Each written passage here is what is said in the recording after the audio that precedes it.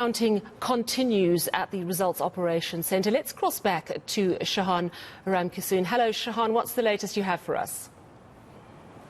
Yeah, so of course, lots of controversy around Helen Zille when we saw her being frog-marched by police yesterday, Sally. She's now speaking alongside John Steenhuisen of the Democratic Alliance. Lindelo Masikane is there. Slee, what's happening?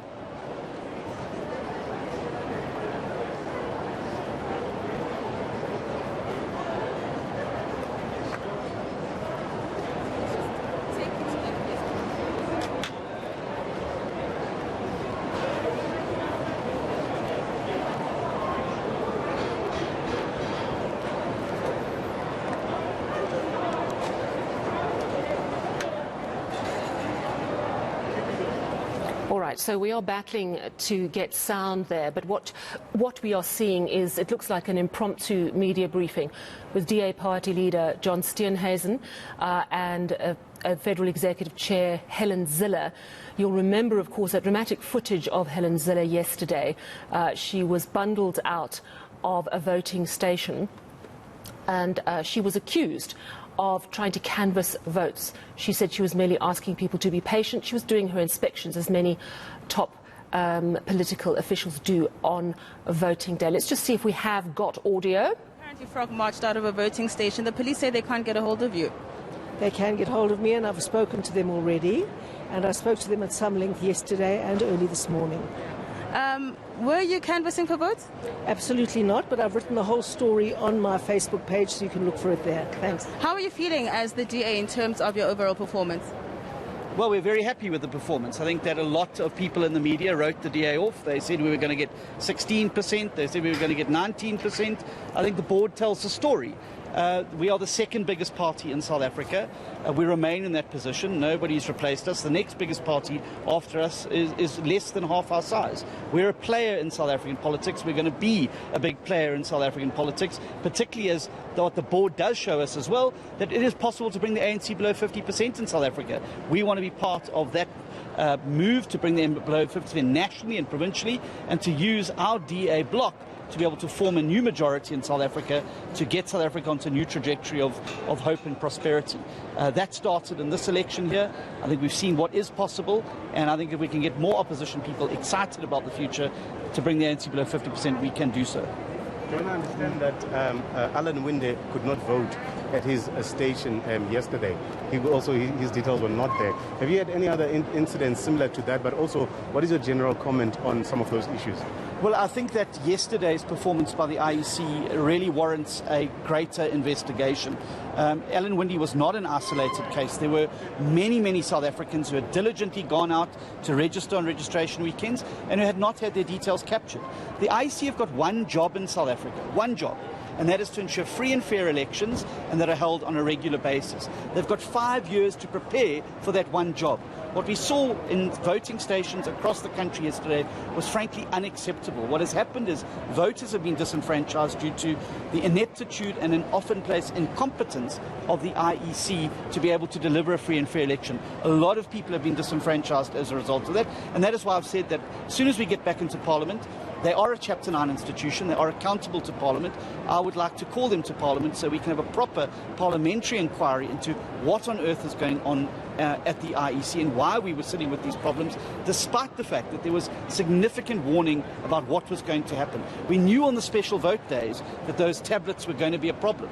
Nothing was done to mitigate against it, and we saw the widespread collapse of the voter management device. Just lastly, from my side, we've seen, you may be buoyant about how the DA is performing, but we've seen as of last night, the Freedom Front Plus eating away at the DA support in various areas. What would you attribute that to? What do you think the DA needs to do, or what is not done right to lose those particular voting districts? No, but we've gained voting districts off the Freedom Front. In Potchefstroom and JB Marks, we've won wards back from them. And in Mpumalanga and Limpopo, we've won ground back from them. We're doing everything we can do to stem the breakaway of parties into racial camps or to camps based on language or culture. People need to be part of a big majority so we can all stand together and protect each other's rights. I think what we've been able to do is claw back significant support that was lost in the 2019 election there, particularly from parties like the Freedom Front. But even there, where we've lost votes to the Freedom Front, we've made them up in bucket loads in urban and peri-urban ANC wards, where our vote share amongst black voters has doubled, quadrupled, and even gone up in there. So we may have lost a few votes there, but we've gained a lot more. We've taken 8 wards off the ANC in eThekwini municipality, 8 wards off the ANC in a municipality. That shows that the DA is significantly growing in other communities as well. So we may have lost a few little votes on the swings, but we've won them back in bucket loads on the roundabouts, and I think that's reflected in the board behind us. Same thing in the Eastern Cape. I mean, in Kocha, we have taken 3 wards off the ANC, in Nelson Mandela Bay, several wards off the ANC, and certainly we have kept the Freedom Front Plus very, very, very low on the board. So we are building this big rational centre of politics in South Africa. That's what we're doing. And in Nelson Mandela Bay, we were up against the IEC. One can't for a minute say that it was, in my view, only due to incompetence and poor preparation. There could not have been any valid explanation for their total failure to facilitate smooth voting, where we had strong DA turnout in many wards and some people only voted after midnight. There was no justification for that, and the attitude of the IEC is something that really needs to be investigated. Surely, Helen, I think the loss of Herman Mashaba must be a bitter pill to swallow for the DA, given how well he has been doing in his first election. Not at all. Not at all. No regrets? No regrets. The bottom line is, sorry. And not at all. And I think that the path to victory for Herman is simply this. He's either going to have to work with the ANC or he's going to have to work with the DA in Joburg. There's no other path to victory for him. They promised the voters of Joburg in their poll that they were going to get 30%. They're going to end up at 17.5%. We're going to be the biggest party. No, I don't think it's remarkable at all. If I'd taken every cent of money that the DA had and thrown it at one municipality, instead of fighting in every municipality and fighting the ANC in every municipality around the world, I probably also could have pulled off a magical result. But we're a party with the... No, I'm not going to give him... I'm not going to give him... Spoo, if I had taken every bit of my money and put it into a single municipality, instead of taking the fight to the ANC across the rest of the country, I probably also could have achieved something remarkable like that.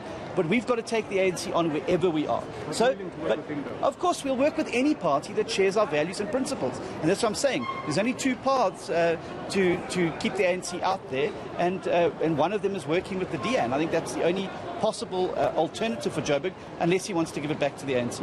Thank you very much, colleagues. Well, Shahan, that's where we leave it for now. Quite an interesting press briefing there by the Democratic Alliance that was, of course, at first announcing that they had retained a majority once more in the Midvaal municipality. Earlier on, they held a press briefing saying that they had also retained the Kucha municipality. But some interesting comments coming out from the leader, John Steenhuisen, around coalitions with a possible former member, Herman Mashaba. We are seeing that in Johannesburg we could definitely see a coalition government. It's a matter of who will have to take the discussions forward. But also we did pose those questions to Helen Zille around that video of her being allegedly frog-marched out of a voting station. Not wanting to comment too much, but saying that the police certainly can get a hold of her. Yeah, so feisty, hey?